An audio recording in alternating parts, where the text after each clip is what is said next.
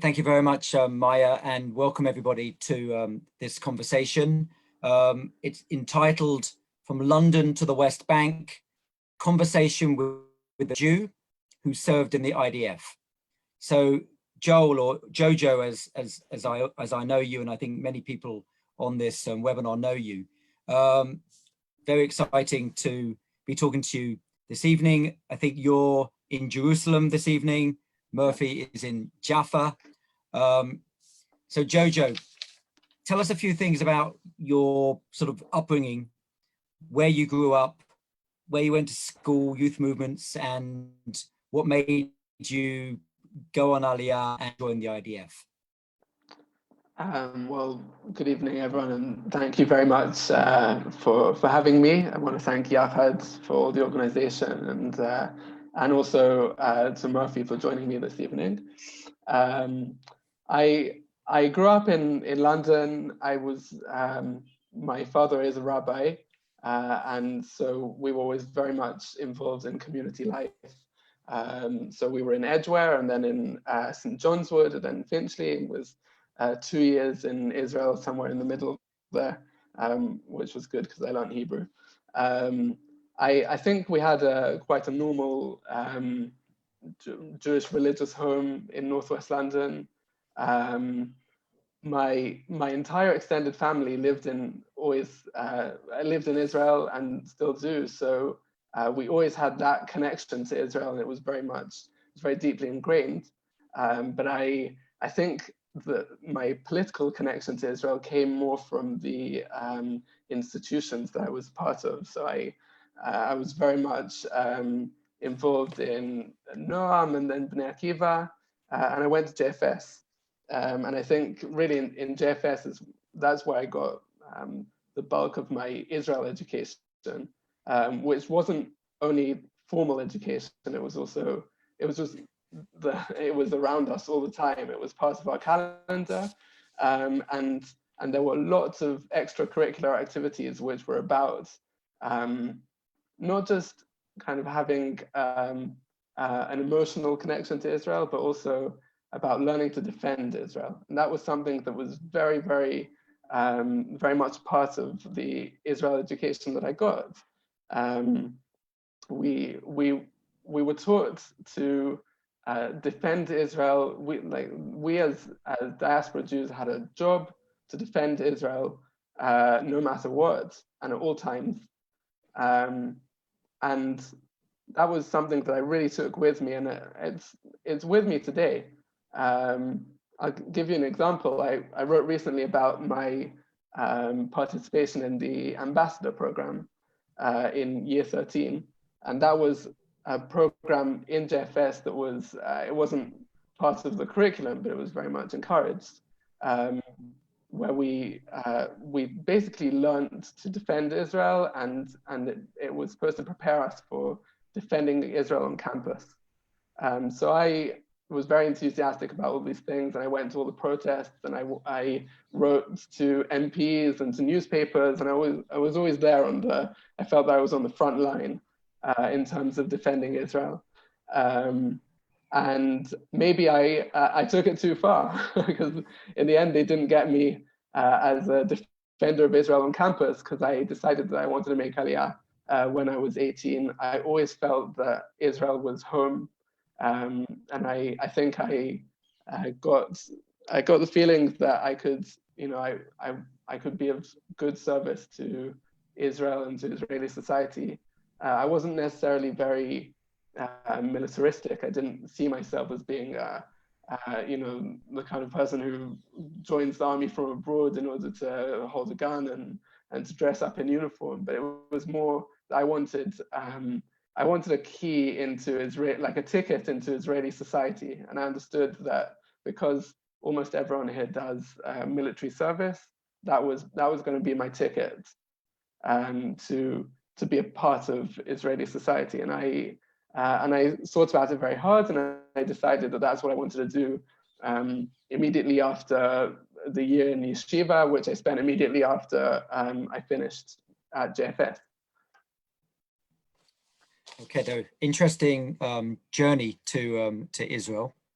And although your childhood was somewhat typical, but also somewhat atypical. But let's move it on to your army service. So you say that you wanted to serve. Where did you serve, and what was your job in the unit? So as I said, I wanted to use my skills to defend Israel in any way I could, even though I didn't see myself as a very natural combat fighter. So what I really wanted to do was be in the IDF spokesperson's unit, because I knew that they did the kind of things I'd been trained to do for many years in the British education system in Israel, regarding Israel. I didn't get in. There were all sorts of logistical problems, and I ended up going to a unit called COGAT, which stands for the Coordination of Government Activities in the Territories.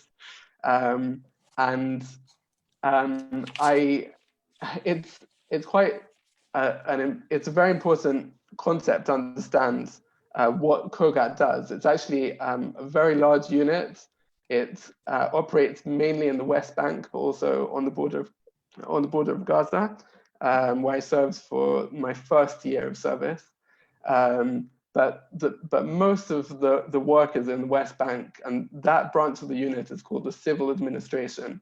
Now, it's important to point out that the civil administration is Israel's way of explaining what goes on in that unit, but it's not in any way civilian. It's a military unit, and it's run by the army. And the idea is that we are kind of a shadow government for the civilian population in the West Bank, and that means that we have, shadow ministers for all of the different areas of civilian life.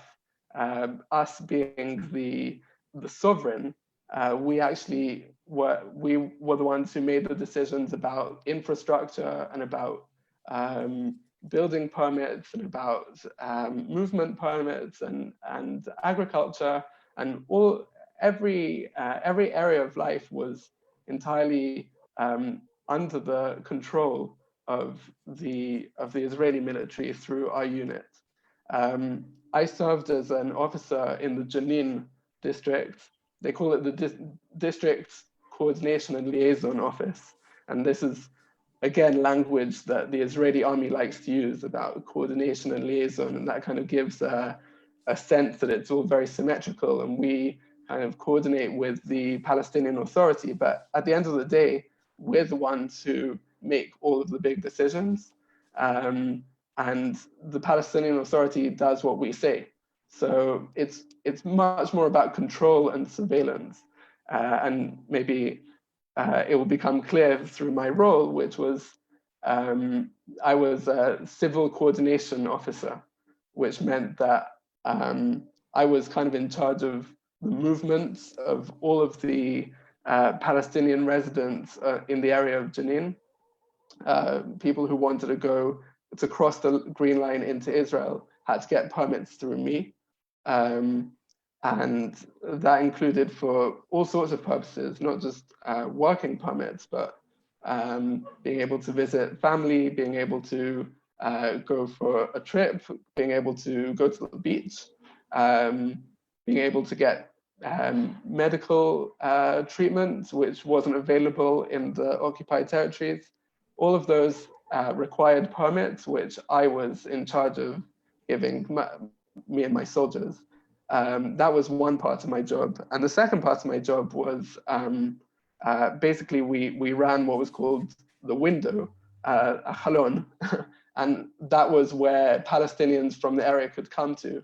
And we basically require of them, for many of these permits, they need to go with a magnetic card which holds all of their biometric information. So if you want a permit to be able to go to Israel for any of these reasons, you also need to have one of these cards, and you have to stand outside my office for a day while I go through all these people, and I run around trying to get all the permits ready. And people came and got they gave us their fingerprints and their iris scans, and that way they got these magnetic cards. So all of that was part of my job, and it was quite complicated. I think it sounds, I don't know how simple it sounds, but there were lots of different factors involved and lots of people who had to coordinate with, and I think I don't think I was ready for it, to be honest. I don't think I was really mature enough or had any experience at all in management. And a lot of these things fell on my shoulders. And at the end of the day, all of these tens of thousands of Palestinians who were reliant on me for their freedom of movement, some of them were disappointed in the end when they didn't get their permits on time. They didn't, in some cases, it was even as extreme as hospital treatment, which they couldn't get to in time because, you know, there's a 22-year-old in charge of tens of thousands of permits. So yeah, that's something that I'll take with me for a long time. Sounds like a fascinating role, but also a incredibly responsible role, where you had a lot of power over the civilian population. Absolutely. What was in a sense, I'm going to say, what was your turning point to your thoughts and your current thoughts about the occupation? But in a sense, tell us what your thoughts were before you started serving in Jenin, and then how did they change as time went on? Well, I think I had an idea of the problematic side of the occupation. I didn't do a complete turnaround when I was in that job. I knew that it was politically charged and that there were a lot of people who didn't like it. And I did have kind of mixed feelings about going into that job. But I think for me, it was about I wanted to be the good soldier. If I knew that there were problems involved in this role or in this unit, I thought at least it should be me, someone with like a good moral background, who can give the most moral service to the population. But I think the real turning point came on one particular evening when I joined what was called a mapping mission. And a mapping mission is where you basically, this is what combat soldiers do all the time. You go into a Palestinian village or town in the middle of the night with the aim of getting to know the place. So that means getting into people's houses, waking people up and asking questions and looking around so that when the day comes, we'll know as much as possible. Now, that wasn't my job, but I was on a base that was together with combat soldiers from the border police. And I heard one evening that this mission was going to happen that night. And I was curious and I wanted to see. And I also, again, I kind of wanted to be the guy who, the good guy. And I asked to join in, and they said, no problem, come along. And so at 1:30 a.m., we all get into all of these Jeeps, and we start driving out of the base and into what was basically enemy territory. People don't like us there. And we're driving in the, on the open road, and then suddenly we get to this village, and it becomes these small alleyways. And I remember very clearly there were rubbish bins, like these wheelie bins outside each house. And the soldiers who I was in the Jeep with had this game and it was clearly something they were used to doing, where they would drive at full speed into each one of the bins with the aim of knocking it over and sending all of the rubbish flying and kind of leaving the entire village a mess by the end of the evening. And it was really disgusting. we got, after a few minutes, we got to the center of the village, and we all got out of our jeeps, and we divided into small groups, and we walk up to these houses which we'd been assigned. And I remember being, because I wasn't part of this combat unit, I kind of stayed behind. I wanted to be the last person in the group. And we kind of banged on the doors, and the household owner opened up, and we told him, get everyone out of bed, all of the kids, wake everyone up and bring them here into the entrance of the house. And I remember he was very compliant. He was obviously very scared because we were there with our, with our helmets and our bulletproof vests and our rifles. And everyone was suddenly downstairs, and there we were standing in at the entrance to the house. And I remember, the person who was in charge of our group started asking these basic questions of, what are your names, your ages, where do you work, where do you go to school, what are your ID numbers, and so on. And I remember looking at the kids in particular, and there were young kids, 6, 8, 10-year-olds. And I remember kind of thinking, they must be really scared, so I should smile. I should at least, I should be nice to them. And I smiled, and they didn't smile back. They were petrified, and they gave me this look of pure hate. And obviously they did, because I had just woken them up more or less at gunpoint in their own houses. And I remember we finished asking the questions. We went on to another 2 houses. We did the same thing.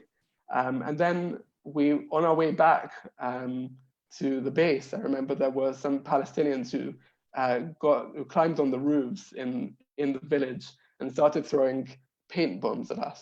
And the soldiers, again, who I was in the Jeep with, loved it because they were so excited about having some action.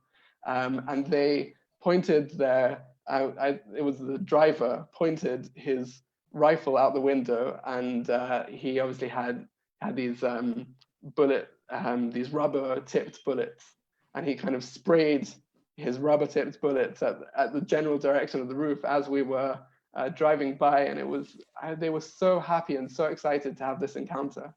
And we got back to the base a few minutes later, and I remember thinking the commander who gave us the briefing at the beginning of the evening before we set off said something very interesting. He said that some people ask why we go in the middle of the night and not in the middle of the day. And I was thinking, obviously, because we don't want to be attacked, or we want the element of surprise. But he said, because we want to show them who's boss. And I think, in retrospect, that was really the moment. And it was something that I realized more and more afterwards, that idea of showing them who's boss is the whole story, is what we've been doing for 53 years. We have to show them who's boss because in a democratic society, you have a social contract between the people and the government, and that's what keeps order. But under an occupation, there's no social contract because we didn't ask them for their permission at any point. So the way of keeping order is through fear and intimidation and constantly showing them who's boss, or in military language, it's demonstrating our presence. And we demonstrate our presence the whole time. It's at the checkpoint, we demonstrate our presence when we enter their houses in the middle of the night, and we demonstrate our presence even in the civil administration when I'm the one giving permits for people to visit the beach. And that's something that really resonated with me, and I think that was the beginning of a kind of shift in the way I saw my role and the entire operation. Thank you very much. It's a very hard to hear what you had to say. I think, in fact, Avner Geveriyahu, the head of Breaking the Silence, your boss has told a similar story of him being involved in a mapping exercise where they were, who were kids and so on in the middle of the night. And after exercise was over, he asked the commander, so when do we use this mapping? What are we going to do with it? And the commander says, no, there's no use for this mapping. We did it deliberately to make this family and the rest of the community know who's boss. So it echoes your experience, and obviously absolutely. many And I other think it's important to say that these mapping missions happen all the time. I mean, it's likely that tonight there'll be one. And the other important thing to say is that these people are by definition not suspected of anything. We wouldn't do the mapping mission in a house of people who are suspected of terror. These are people who are entirely innocent. Yeah. So let's move to your recent article in the Times of Israel, which gave a lot of name recognition for you and made people in this country realize that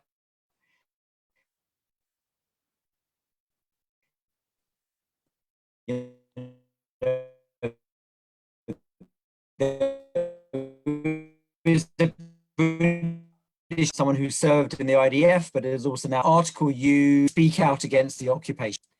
Now, other people will say it's up to Israel and Israelis to decide what their security policy is.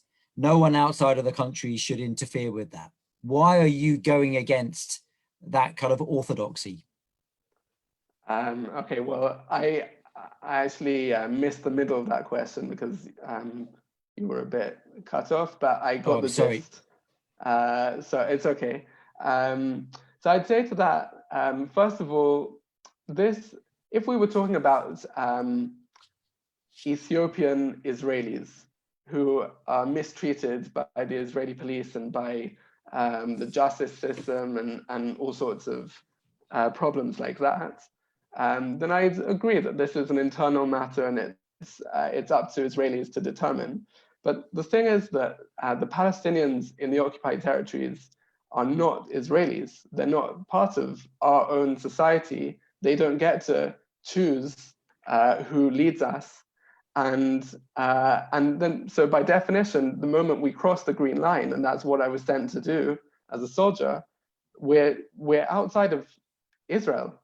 And that means that by definition, this is an international issue.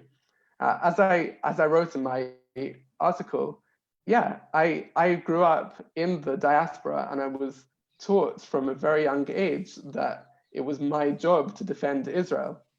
And if the Israeli government feels the need to have a Ministry of Strategic Affairs, which is 100 million shekels a year operation to promote Israel's image abroad, and all of these organizations felt that they needed to train us as diaspora Jews to talk about Israel and to defend Israel, then absolutely we have the right also to criticize Israel outside of its borders. I mean, this isn't an internal issue also in the sense of, we are currently embarking probably on some kind of annexation.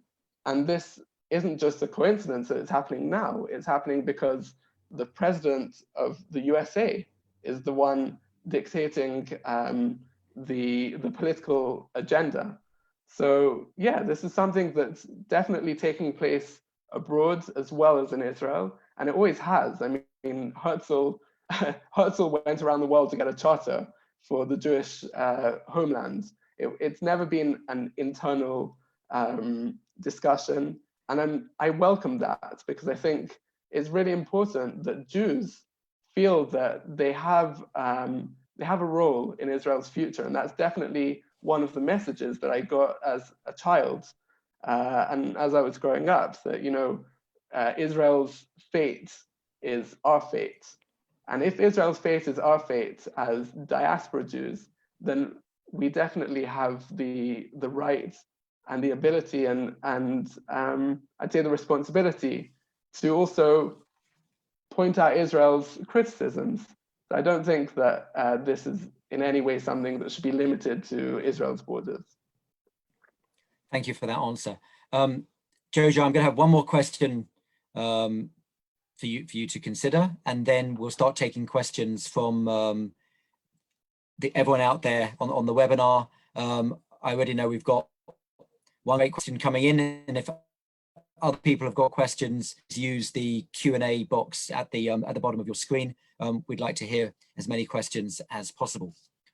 So, Jojo, you touched on the issue of annexation, and as I understand it, from July the 1st of this year, the new coalition government of Netanyahu and Gantz can start discussing and bringing forward the policy of some kind of annexation within the West Bank. What do you think will be the implications, the practical implications for Israelis and Palestinians if annexation does go ahead? I think I'm actually going to bring in Murphy here, who is a long-time activist against the occupation, and she's been at Breaking the Silence for many years. I think she'll be able to give a better answer about this aspect. Okay, Murphy. Sure, thank you for having me. There's a little bit of noise in my background, so I hope it'll be all right. I'll try to make a few points about the pending annexation, which I think are important for understanding what's at store. And maybe the first thing that's important to break down is that the Israeli government is talking about annexing parts of the West Bank, and so that automatically translates into this idea of partial annexation. So I think it's very important to understand that there can be no such thing as partial annexation, because once there is annexation of areas in the occupied territories, I mean, it's sort of like, pregnancy. You can't have half a pregnancy. It's either happening or it's not happening. In that regard, what annexation will do, even if it's, especially if it's parts of the West Bank, is formalize and legalize a situation of one rule over two different populations with different sets of rights, which there's already a name for, unfortunately, which is apartheid. And so for the past 53 years, Israel has enjoyed a sort of a temporary kind of, I would say, a temporary umbrella over the occupation of the occupied territories, with the left wing in Israel holding a hope for this situation indeed being temporary, not permanent. But what we're seeing now is that, indeed, as Jojo was saying, U.S. policy, the Trump plan, and Netanyahu's explicit intentions to annex. There never has been, and never, whether it's in the Trump plan or in Netanyahu's remarks, there's never any intention to create a Palestinian sovereign state in which the Israeli military withdraws and stops controlling Palestinian daily life. So that hasn't been written down or stated in any place in any of these various statements. So what it is, in fact, is an entrenchment and deepening of the occupation, which once again creates a situation where there's one Israeli rule. Israel can officially now, with the Israeli Knesset, can be able to make rules and to pass laws that will apply to the occupied territories. And we know that unilateral annexation is illegal by international law for learning the obvious lessons from history. So in terms of kind of the future and speculations, we don't have more information than anyone else really does. I can guess that IDF soldiers are not going to leave the West Bank in a few months' time. They're not going to stop entering houses in Nablus or Jenin or any other village. And I think maybe just something to kind of to bring the point back home is that from within the right wing in Israel, we hear these remarks about the annexation being partial, so just parts of the West Bank being annexed, and therefore, as long as the Palestinians are not annexed, it's not apartheid and it's not illegal. And it's actually exactly on the contrary, because if we do compare to, the South African example, we are exactly creating a situation where there is one rule of law in separate areas for one set group of people, and separate areas, separate enclaves for Palestinians with a different set of rules and laws.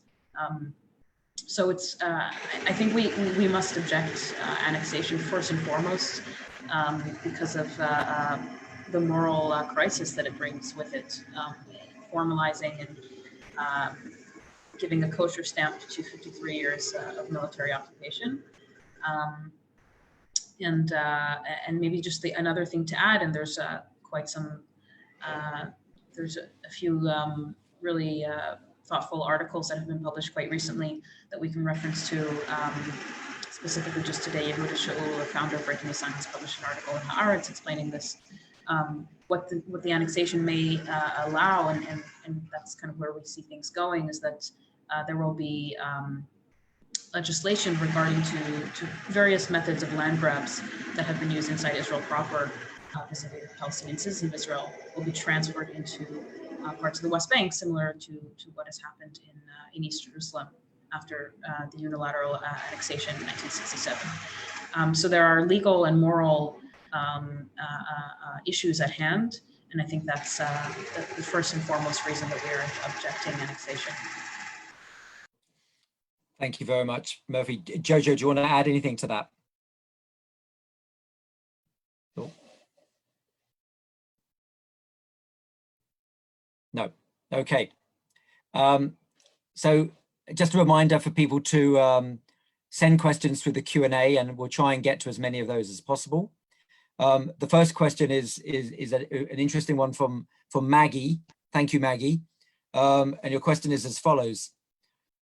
Are IDF soldiers serving in the West Bank informed of the High Court ruling, she thinks from July 2006 or 2000, the IDF are to protect Palestinians from settlers until they have picked Olive?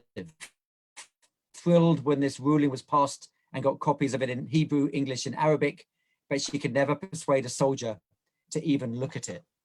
So do you have any news or any information about that? I'm actually... Oh, Judge, go ahead. No. Yeah, go ahead. I'm not sure which specific ruling this is referring to, but there are many different Supreme Court rulings about Palestinian farmers turning to the Israeli High Court to demand that they be allowed to enter their own private properties of agricultural land. There are many areas in the West Bank. One specific example from the area that I served in, also similarly to Jojo, also in the civil administration in the area of Nablusville. One specific example is of Palestinian farmers in a village called Beit Fulik, next to the settlement of Itamar.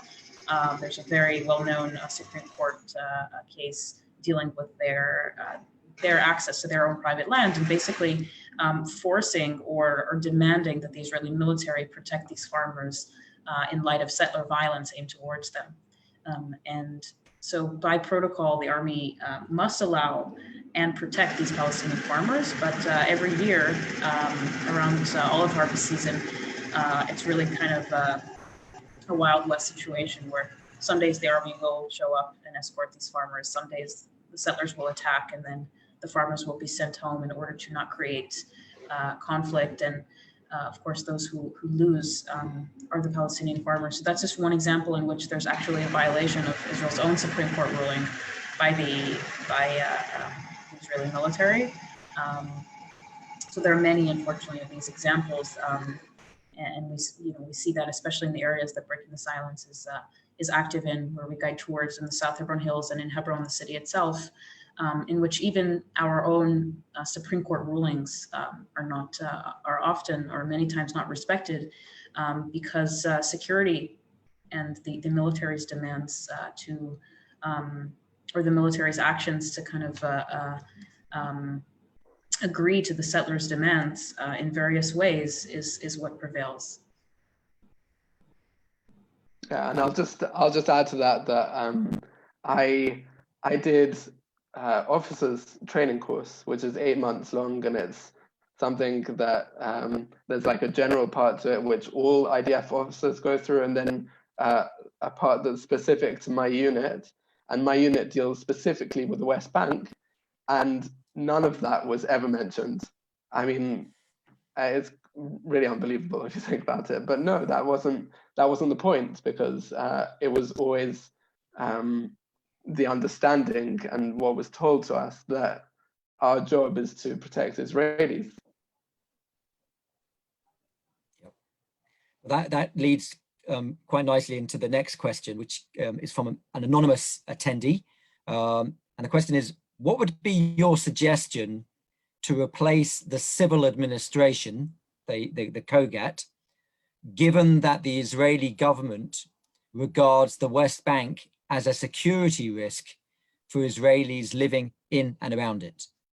What replaces the administration? I think the civil administration needs to be completely disbanded, and along with the occupation being ended. I don't think there's any way of improving the occupation. I don't think it's something that can be fixed or made more aesthetically pleasing or more moral.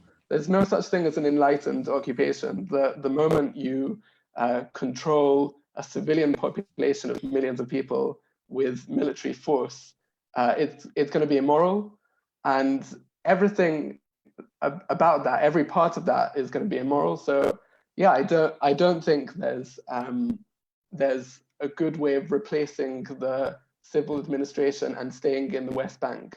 I think we need to be not occupying territories at all, and that would. I'm sorry, I don't have a better solution for the civil administration itself. Yeah. You want to add something to that, or is this part of your answer that you can't be half pregnant? You're either pregnant or you're not pregnant. So you either have an occupation with the civil administration or you have nothing. Absolutely. Let me ask a question, also from an anonymous attendee. First of all, they say, Jojo, thank you so much for speaking out. They really appreciate it. And the question is PTSD therapy provided for soldiers by the IDF? Now, this is not to take away from the trauma suffered by the Palestinians. That's not the question. The question is, do you as a soldier, if you have PTSD, will you be supported by the IDF through that? Well, I'm glad that the person who asked the question did mention the trauma of the Palestinians, because I think, we're in an interesting position here where we're talking about something terrible that we were a part of, but we were the perpetrators, and we're not really the victims, but we do pay a very dear price, and part of that price is a psychological price. Unfortunately, as far as I know, PTSD counseling isn't provided automatically by the army. You can sue the Ministry of Defense if you have if you have some kind of injury, and that can also include, I assume, psychological issues after the army. You can then sue the government for that and get it covered, but I don't think that's a very simple process. I think you have to do a lot to prove how terrible you have it, and it's definitely not something that's automatically provided for released soldiers. Yeah. Murphy, do you have any further knowledge about that?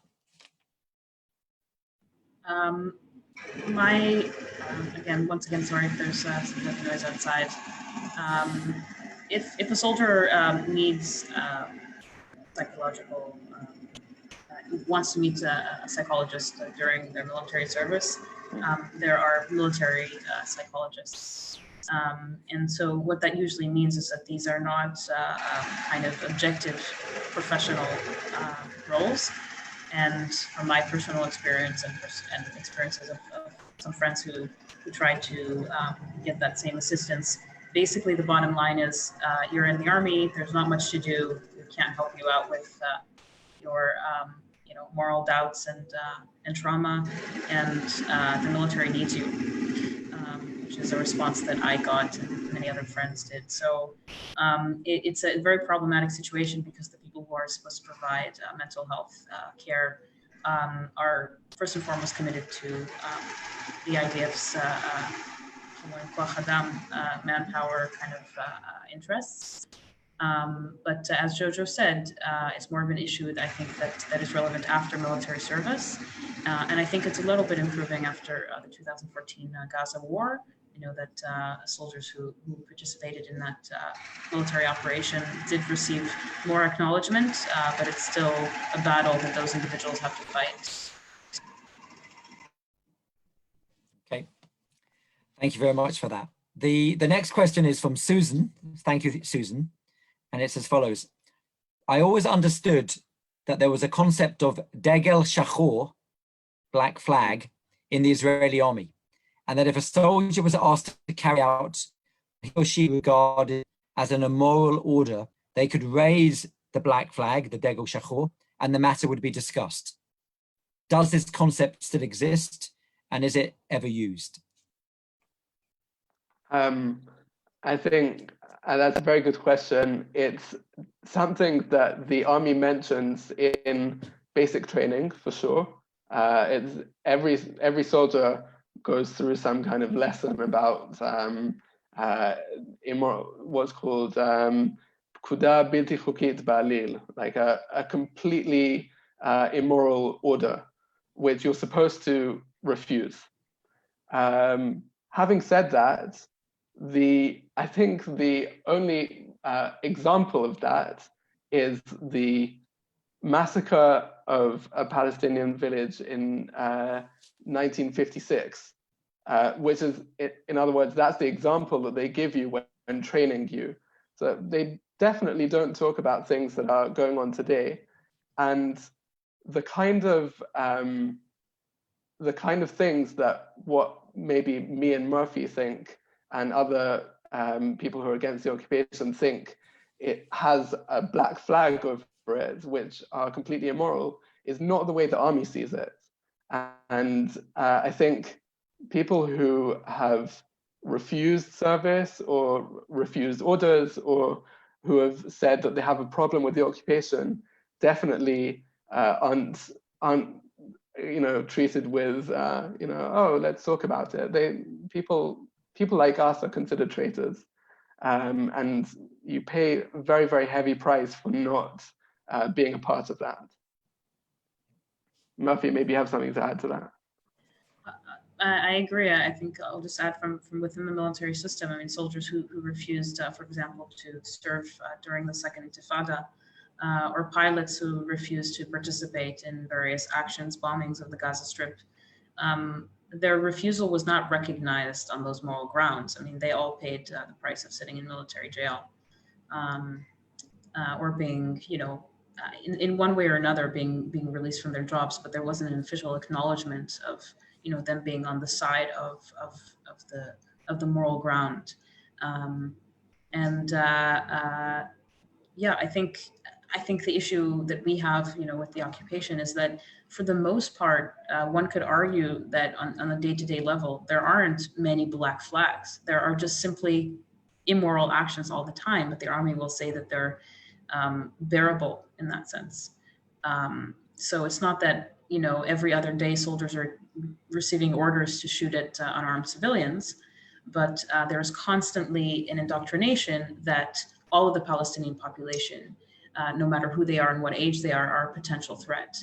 So it's very easy to go from, what maybe an outsider would look at and say, oh, that's an innocent civilian, an unarmed civilian being shot at for no reason. While as a soldier, as Israelis who are, living in fear, based on, of course, living in this violent reality, it's very easy to go from that place to saying, well, I felt in danger. I felt like I needed to pull the trigger. And so there are very few cases in where there's a clear-cut situation that one can step in and say, oh, that was extremely immoral. And that is exactly the issue that we're trying to address when speaking, especially to the Israeli public, is I think returning to some of those basics. Even just simply entering a Palestinian's a house in the middle of the night and waking up a family is a violent act. It may not be the most immoral thing in the world, but it's immoral enough for us to want to stop it. Yep, thank you. So the next question is from Hannah, and this is really for Jojo. Lots of people talk about the blinkered Israel education they receive at JFS. Knowing what you know now, how do you feel about what you were taught at school? Thanks very much, Hannah. It might be a Hannah who I know from JFS, so if so, hi. I don't know which Hannah. I don't know, there's a lot of them. I think, I don't, this is me speaking in my personal capacity.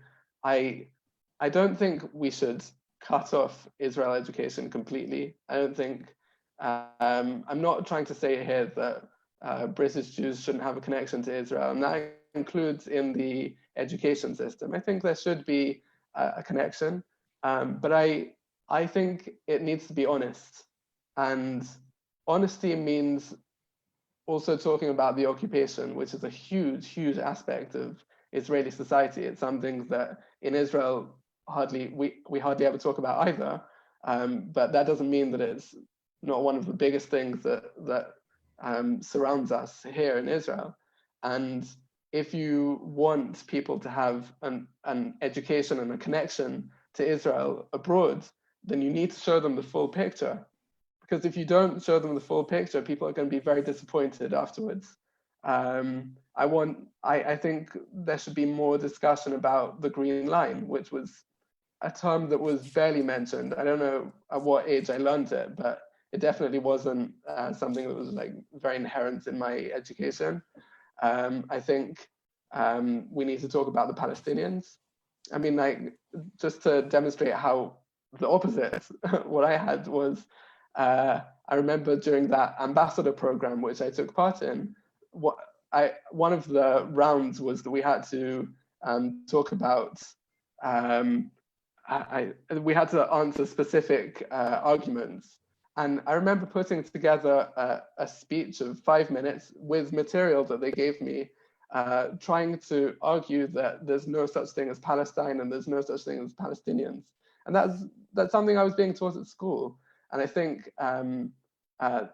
we need to do the opposite. We need to talk about the Palestinians, and we need to talk about Israel and its problems. Okay, yep, thank you very much. So I think we're going to have time now for two more questions. And I thank everyone who's sent them through. I'm sorry if we won't have a chance to get to all of your questions. The first one I want to ask is from Baruch, and it's as follows. If Israel was to end the occupation, which Baruch agrees is wrong, how can we ensure that the West Bank didn't become another Gaza, ruled by a tyrannical, unelected Hamas or a Fatah government more interested in attacking Israel than the welfare of its own people? You maybe some of the assumptions there, but how do you prevent the West Bank from turning, in a sense, against Israel? Yeah, I think maybe I'll give the floor to Murphy for this one. Sure. So I think we can all agree that the situation with the Gaza Strip is horrendous in itself. But maybe something that's important to clarify is that Israel never really left the West Bank, the Gaza Strip, and there's still military occupation, just in a different form there as well. But we all agree that the future that we hope for Palestinians is not one of being ruled by an organization like Hamas. We can also not deny the fact that Hamas won the Palestinian elections. And so I think what our role and what we feel that is our responsibility as Israelis who are fighting alongside Palestinians for their justice is first and foremost, we imagine a future where the occupation ends, not just once again unilaterally by Israel, kind of stepping out after 5 decades and saying basically, you're on your own now, because with military occupation comes responsibility. And so ideally, this would also, a proper end to the occupation would be part of a longstanding agreement involving international powers that can ensure that these agreements are upheld.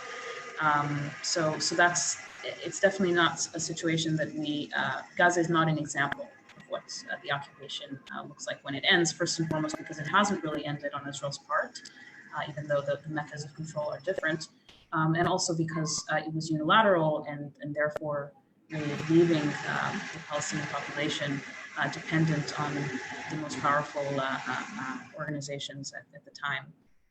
Maybe just another thing to add about the Gaza Strip is that the majority of Gazans living in the Gaza Strip today did not vote for Hamas, meaning the people who were eligible to vote for Hamas back when they were elected, there haven't been elections since, are a minority of the population today because there are so many young people there, which is also something for us to ponder on. Sort of how much of the responsibility do we put on all of the people living in the Gaza Strip in really unbearable conditions. Hopefully, most of them also want a different future. So ideally, when we speak about ending the occupation, it's first and foremost a demand from the Israeli public to stop wanting to control our Palestinian neighbors, and hopefully that happens through an agreement and not the U.S.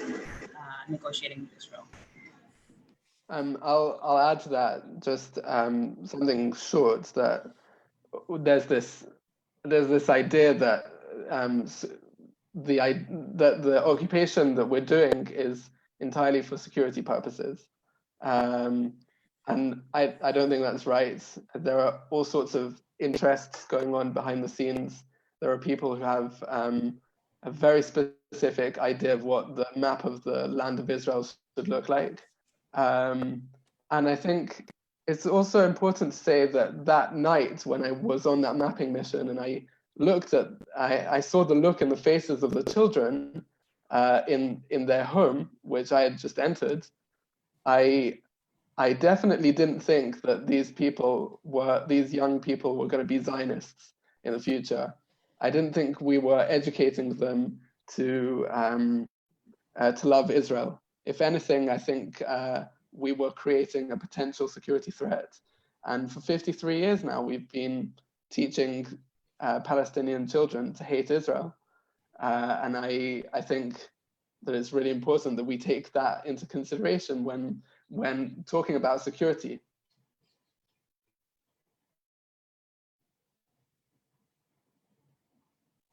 Thank you.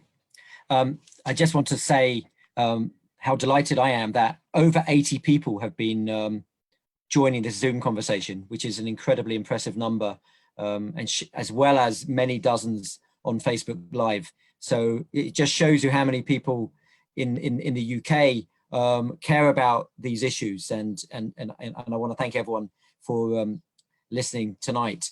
I also want to apologize to all those people who did send in questions that we haven't been able to get to you. There've been over 20 questions, and obviously we don't have time to consider them all.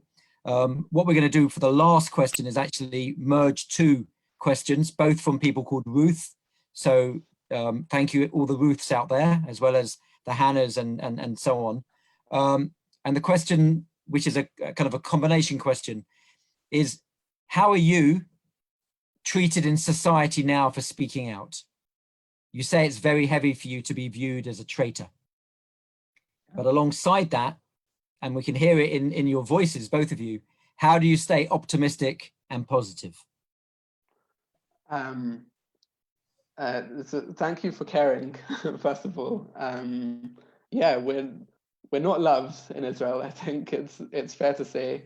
And I thought a long time, after being offered the job of working in Breaking the Silence, I had to think about it very carefully if I really wanted to do this, because I think it's going to have an impact on my future, my potential employment chances. And yeah, a lot of people aren't happy about it. And I know a lot of people who I won't speak to about the fact that I work in breaking the silence, because I know that, you know, it can be very difficult. But I think that's just, that's the price that we pay for having unpopular opinions. And the fact that we have unpopular opinions doesn't make them wrong.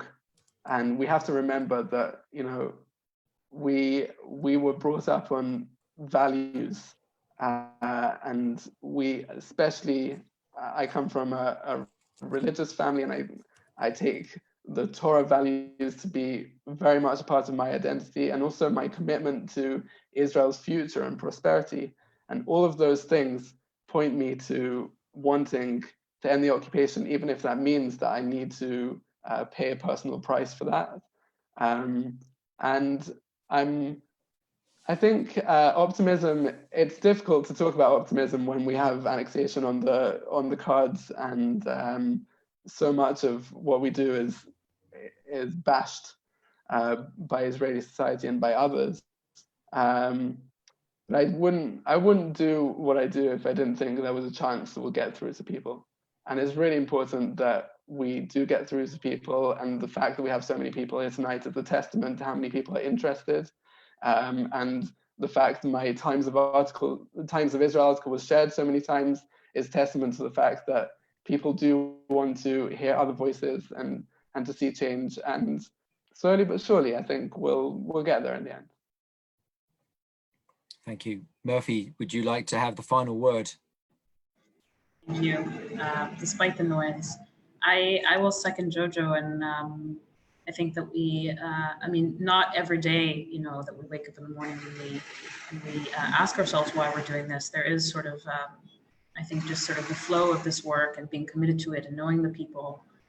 One of the most powerful, you know, aspects of this work for me is our relationship and connection to Palestinian activists in the West Bank, and feeling that, you know, there are real people and real communities who are behind these, you know, the terms of struggle and anti-occupation. There are real people who are seeking a better future for themselves and their kids.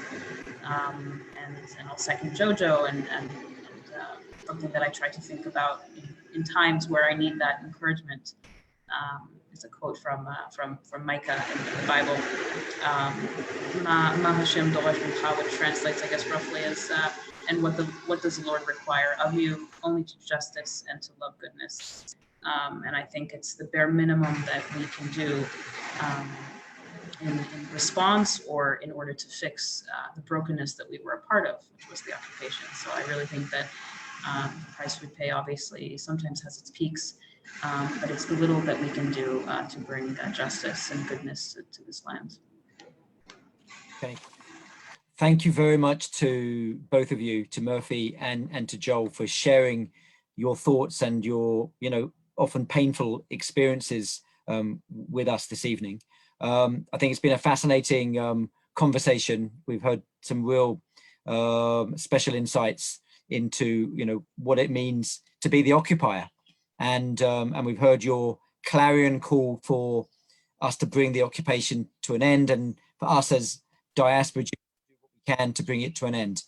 I'd like to thank everyone out there for being part of this conversation, and of course I thank Yachad and Maya in particular for putting this whole event on. I would like just to end with the words from Jojo's Times of Israel article as a message to everyone out there. It's time for the Jewish diaspora to stand up and make it clear that Israel cannot expect to receive unconditional support when its actions clearly defy the moral code we expect of modern democratic countries. If world Jewry truly cares for Israel's future, now is the time to act. And if you want to act, I think you should go on to the Yachad website and see what you can do now to fight against what could be occupation continuing in a more permanent form through annexation. And there's a whole range of things that Yachad are putting forward for you to do to lobby your MP and to make sure that at least the British government is firmly opposed to annexation. But thank you very much to everyone, and a good evening to you all.